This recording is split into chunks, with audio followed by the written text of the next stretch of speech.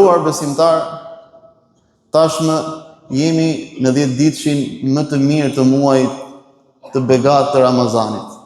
Është 10 ditëshi i fundit.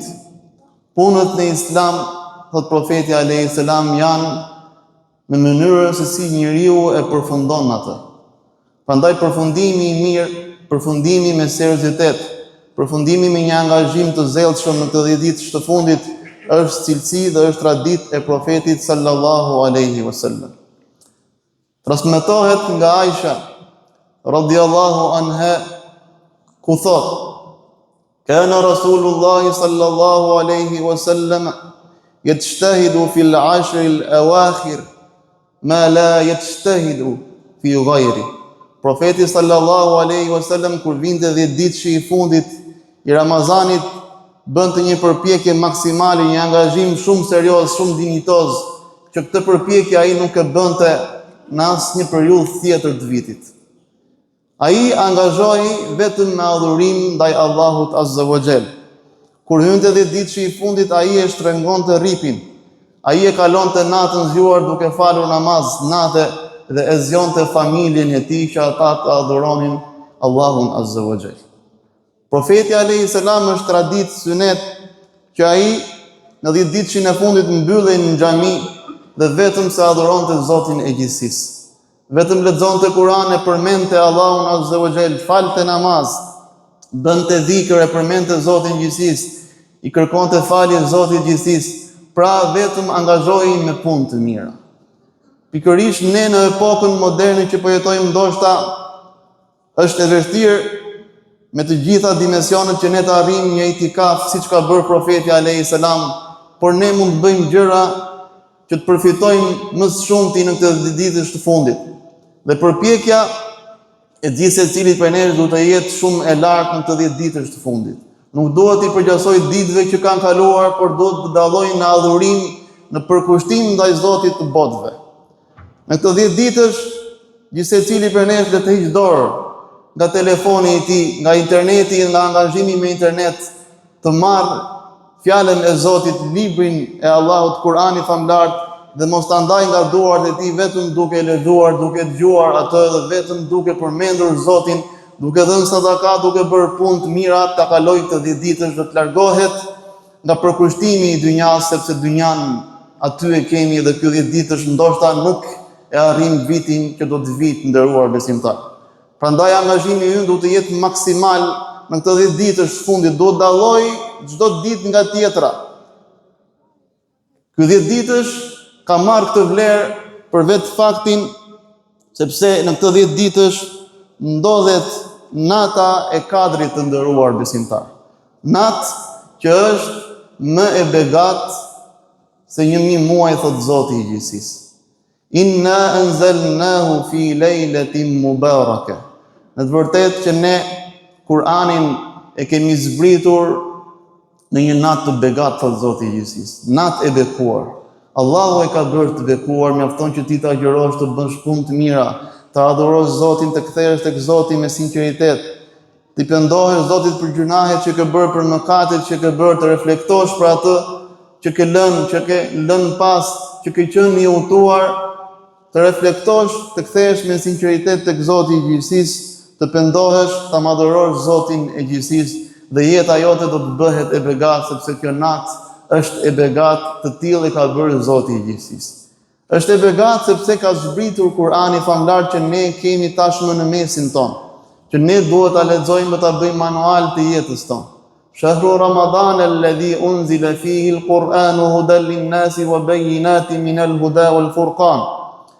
Muaji Ramazanit është muaji në të cilin ka zbritur Kur'ani, fjala e Zotit e pandryshuar, fjala manual që Zoti ka zgjedhur që ne ta kemi si shembull që ta pasojmë në çdo moment të jetës tonë. Është fjala e Zotit që është udhëzim për njerëzit dhe gjithmonë i jep njerëzve një rrugë dalje, sepse fjala e Zotit e dallon të mirën nga e keqja dhe dallon të drejtën nga e padrejta, nderuar besimtar, dhe kush punon me fjalën e Zotit, ai njeri do të jetë i begat.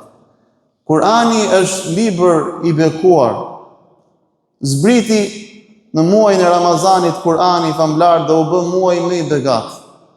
Zbriti në natën e Kadrit dhe nata e Kadrit u bë nata më e hajrit, nata më e mirë se 1000 muaj. I zbriti profetit ton Muhamedit alayhi salam dhe ai është profeti më i dalluar dhe është vula e gjithë profetëve. Kur'ani famlar, siç na tregon Ibn Abasi radhiyallahu anhuma, Zoti i gjithësisë e zbriti në tërësinë e tij Kur'anin të gjithë një herë në Lauhin Mahfuz. Pastaj drejt Beitul Izza dhe pastaj në qiellin e kësaj bote, në qiellin e dunjas dhe për 23 vjet, pastaj në bazë të ndodhive që ndodhin dhe Allahu e zbristi Kur'anin pjesë nëpërmjet Xhibrilit alayhis salam dhe për 23 vite ka zbritur fjala e Zotit gjithësisë që ne tashmë e kemi në duar tona. Është nata e begat e Kadrit që ne duhet ta shfrytëzojmë në maksimum të nderuar besimtar. Profeti alayhis salam ka shumë mendime që thonë që është nata e 27, është dita 27 e Ramazanit, por mendimi që e ka vendosur profeti alayhis salam duke na thënë kërkojeni natën e Kadrit në netët teke të 10 ditëshit të fundit, dhe ky është mendimi që janë në unanim të gjithë dietarët nderuar besimtar. Prandaj ta kërkojmë natën e Kadrit në të gjitha netët e 10 ditëshit të fundit, por në veçanti në netët teke të 10 ditëshit të fundit. Allahu azza wa jall ka zbritur një sure të plot në Kur'anin famlar duke e quajtur Suratul Qadr, surja e natës së Kadrit që ne po flasim pikërisht tani. Nis në këtë formë: Inna anzalnahu fi lejletil qadr. Në të vërtetë që ne atë Kur'anin e kemi zbritur në natën e Kadrit, thot Allahu Zoti i botëve të nderuar besimtar. Fjala Qadr ka kuptim që është madhështi, është vlerë, është pozitë e lartë, ka kuptimin edhe caktim për caktim. Pra është një natë që ka një vlerë të madhe sepse ka zbritur Kur'ani, fjala e Allahut azza wa jall. Njëkohësisht, dietarët e komentojnë edhe në këtë formë që njeriu që e kalon me angazhim të plotë të sinqert tek Zoti i gjithësisë, ai në këtë natë ai merr edhe ai një vlerë, një pozitë të lartë tek Zoti i gjithësisë, sepse është natë e begat, të tillë e ka bërë Zoti i gjithësisë. Wa ma adraka ma laylatul qadr. E kush mund të ta shpjegojë ty o Muhammed çfarë është nata e Kadrit? Është një pyetje që bëhet në gjuhën arabe për të tërhequr vëmendjen, që për të treguar sa vlerë të madhe ka nata e Kadrit. Wa ma adraka ma laylatul qadr. Valla, ai di ti çfarë dobie ka kjo natë kaq e begat, çfarë kuptimi ka kjo natë kaq e begat. Laylatul qadri khairun min alf shahr. Nata e Kadrit është më e hajrit se 1000 muaj, thot Zoti i gjithësisë. Kjo është mëshirë nga Zoti i gjithësisë, nga Zoti që ka bërë natën e Kadrit kaq të begat. 1000 muaj, një jetë e tërë, Zoti e jep në një natë të vetme. Ky është një shpërblim madhështor, është një falje madhështore, është një mëshirë nga Zoti i botëve. Është një dhuratë hyjnore që Allahu azza wa jall ka dalluar ummetin e profetit Muhammed nga të gjitha ummetet e tjera. Tregohet për shkakun e zbritjes të kësaj sure, tregon dhe profeti alayhis salam një ditë shokëve të tij dhe i thoshte që nga Beni Israilet ishte një njeri, kishte njerëz që adhuronin Allahun për 1000 vjet rresht. Të tillë jetë i kishte dhënë Zoti i gjithësisë, jetonin shumë gjatë. Dhe kur dëgjuan sahabët këtë, sikur u plogështuan pak, dhe zbret ajeti, zbret surja El Qadr, që thot Lejletul Qadri khairun min alf shahr, dhe çdo musliman çdo vit merr një dhuratë hyjnore sa një jetë e tërë, mbi 80 e ca e kusur vite është nata e Kadrit. Pa shikoni çfarë dhurate hyjnore Zoti i gjithësisë ja ka dhënë muslimanit çdo vit në Ramazan, sa natë e begat është ajo. Po pse është e begat? Sepse ka zbritur Kur'ani, por çfarë ndodh? Tanazzalu al-malaikatu war-ruhu fiha bi'izni rabbihim min kulli amr. Në atë natë që është aq e begat, që ka zbritur Kur'ani famlar, sikur bëhet një gjendje si në çastin kur zbriti Kur'ani nëpërmjet Xhibrilit alayhis salam dhe zbresin të gjitha ëngëjt, zbresin të gjithë me lajqet e Allahut Azza wa Jall me në krye Gjibril Eminin alayhi salam. Gjibrilin që i priu shpalljes, që i shpalli profetit ton Kur'anin, vulën e fjalës e Allahut Azza wa Jall, librin e përsosur, fjala më e mirë, fjala më e drejtë, është fjala e Zotit gjithësisë që është Kur'ani famlar. Zbret Gjibrili bashkë me të gjithë me lajqet dhe qielli është aq i ngarkuar me lajqet e Allahut Azza wa Jall, dajonat bëhet aq e begat, a Zoti i gjithësisë e di mirësinë e saj dhe zbresin në këtë natë me të gjitha vendimet, thot Allahu Azza wa Jall, të nderuar besimtar. Dietarët kanë thënë që në natën e Kadrit merren të gjitha vendimet çfarë do të ndodhë për një vit. Sa do të fitojë njeriu? A do të shkojë në haxh apo jo? Me çfarë do të përballet gjatë gjithë vitit deri në natën e Kadrit të vitit që do të vijë? Jeta ati do të jetojë apo nuk do të jetojë? Sëmundja, fëmijët, pasuria, çdo gjë, të gjitha vendimet vjetore merren në natën e Kadrit. Kjo çfarë do të thotë që ne të rrim duar kryq? Absolutisht, angazhimi ynë do të jetë maksimal, sepse të gjitha ngjarjet që njeriu është kurioz çfarë do të ndodhë në të ardhmen. Dhe kjo është gjëja më normale në mendjen e njeriu. Por besimtari e kontrollon këtë gjë si duke u mbështetur tek Zoti i gjithësisë, që ka në dorë të shkuarën, të tashmen, të ardhmen, që ka në dorë çdo gjë, që ka krijuar çdo gjë, që di çdo gjë, që është i fuqishëm për të ndryshuar çdo gjë. Ne e kalojmë me adhurim. E kalojmë duke adhuruar Zotin i gjithësisë, duke kaluar sa më shumë kohë në xhami dhe duke hequr dorë nga interneti, nga rrjetet sociale, duke lënë pas, mundësisht duke e fikur fare telefonin, duke u larguar nga angazhimi i kësaj bote. Ta kalojmë me adhurim, me dua, e t'i lutesh Zotit që vendimet që do të merren për ty për një vit të jenë të hajrit. Duaja e ndryshon kadan caktimin e Allahut, thot profeti alayhis salam.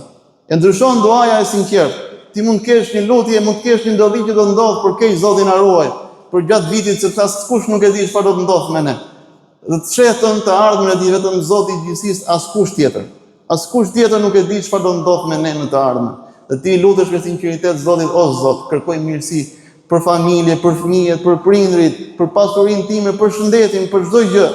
O Zot, më mëso të shkoj në haxh, të bëj vepra të mira, i lutesh Zotit me sinqeritet dhe Allahu në sajt të mëshirës të Tij mund ta ndryshoj caktimin ton, të gjitha vendimet që do të merren për një vit pikërisht në natën e Kadrit. Fiha yufraqu kullu amrin hakim. Në atë natë përcaktohet çdo çështje me urtësi, thot Zoti i gjithësisë, që është nata e begat, nata e Kadrit të nderuar besimtar. Prandaj ne duhet ta shfrytëzojmë. Selamun hiya hatta matla'il fajr. Ajo është një natë e tillë që i fal njeriu një paqe. Është një paqe deri në momentin e agimit të mëngjesit, thot Zoti i gjithësisë. Është paqja e brendshme e njeriu, është paqja sepse vjen nga Zoti i gjithësisë. Zoti e ka bërë të paqë këtë natë, e ka bërë të begat të natë. Dhe njeriu i është dhënë kjo mundësi për një fakt të vetëm, që njeriu të kuptojë madhështinë e Zotit të botëve. Dhe nata e Kadrit duhet kaluar me adhurim të nderuar besimtar. Duhet kaluar me adhurim dhe 10 ditësh duhet dalloj, e them dhe do ta them shumë herë, duhet të dalloj nga 20 ditët që kanë kaluar në Ramazan, duhet të dalloj në çdo moment, në çdo kohë të ditës që ne agjërojmë, duhet të dalloj, jo thjesht vazhdojmë jetën normale, por duhet të shkëputemi, sepse po nuk shkëputem ne me vendimin ton, me vetdijen ton nga bota, nga angazhimet e kësaj bote. Mos mendoni që do të na lëj kjo botë, por ne me vendimin ton, me vetdijen ton duhet të heqim dorë nga shumë gjëra të tjera dhe në të 10 ditësh të përkushtohemi vetëm një gjëje, adhurimit ndaj Zotit të botëve të nderuar besimtar. Men qama lejlatal qadri imanan wa ihtisaban ghufira lahu ma taqaddama min dhanbi. Ai njeriu që kalon natën e Kadrit me adhurim, me përkushtim, me përpjekje serioze, me dinjitet lart, me një gjallëri në adhurim, ati njeriu do t'i falen të gjitha gjunahet e vogla, thot Allahu Azza wa Jall, nderuar besimtar, sepse për gjunahet e mëdha ka nevojë për pendim të veçantë për çdo mëkat të madh që ka bërë njeriu, dhe Zoti është falës i madh. Aisha, nëna e besimtarëve, e pyet profetin sallallahu alaihi wasallam, qofse do të arrijë natën e Kadrit, çfarë të them? Si të lutem? Se çdo kush mund ta bëjë këtë pyetje. Çfarë them unë? Si ti lutem Zotit tim në natën e Kadrit? Dhe profeti e mëson në këtë formë. Nëse ti arrin natën e Kadrit, lutu në këtë formë, i tha profeti alayhis salam. Allahumma innaka afuwun tuhibbul afwa fa'fu anni. O Zot, ti je falës i madh, e don faljen. Andaj më fal edhe mua, e mësoi profeti alayhis salam. Ai njeriu që arrin faljen në shijen e Zotit gjithësisë ka arritur të gjithë mira. Ajo që ne synojmë dhe në botën tjetër kur dalim para Zotit gjithësisë, synojmë vetëm faljen. Nuk synojmë që me agjërimet tona, me namazet tona, ne të arrijmë xhenetin. Nuk e arrijmë dot, nderuar besimtar. Sigur të agjërojmë çdo ditë të vitit dhe përsëri nuk e meritojmë të jemi në xhenet vetëm në sajt të mëshirës së Zotit të botëve. Kështu i tha dhe një ditë profeti alayhis salam, askush veprat e tij nuk e çojnë dot në xhenet, tha profeti alayhis salam, dhe e pyesin shokët, edhe ty o i dërguar i Zotit, tha, edhe mua veprat e mia nuk mund të më çojnë dot në xhenet, vetëm nëse Zoti im më mbështjell, më rrethon me mëshirën e tij të pafundme, dhe ajo që kërkon çdo kush në këtë botë është mëshira e Zotit. Ne trokasim, jemi njerëz që trokasim me mëshirën e Zotit derisa ajo derë të hapet, dhe po hap dera e mëshirës së Zotit, është hapur dera e të gjithë begative, të gjithë mirësive në jetën tonë, të nderuar besimtar. Të nderuar besimtar, kur flasim për natën e Kadrit, mos flasim si një koncept abstrakt, sikur nata e Kadrit është e shkëputur nga çdo gjë.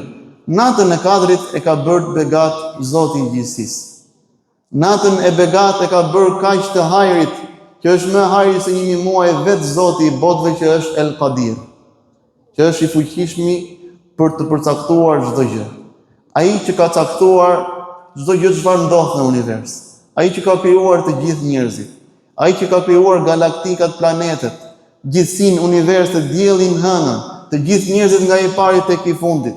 Ai që vetëm se krijon njerëz, ai që ka krijuar çdo gjë që sheh njeriu dhe ka nënshtruar çdo gjë që t'i shërbejë njeriu, është Zoti El Qadir, i plot fuqishmi për të bërë çdo gjë. Inna Allaha ala kulli shay'in qadir. Ai që kontrollon të gjitha gjërat që ndodhin. Pra nata e Kadrit, El Qadir, do të na tregojë do të na çojë më shumë ti, jo vetë tek nata e Kadrit, por do të na çojë jo tek madhështia dhe tek vlera dhe pozita e natës Kadrit, por do të na çojë tek madhështia e vërtet, që është madhështia e Zotit të botëve, që është Allahu Azza wa Jall.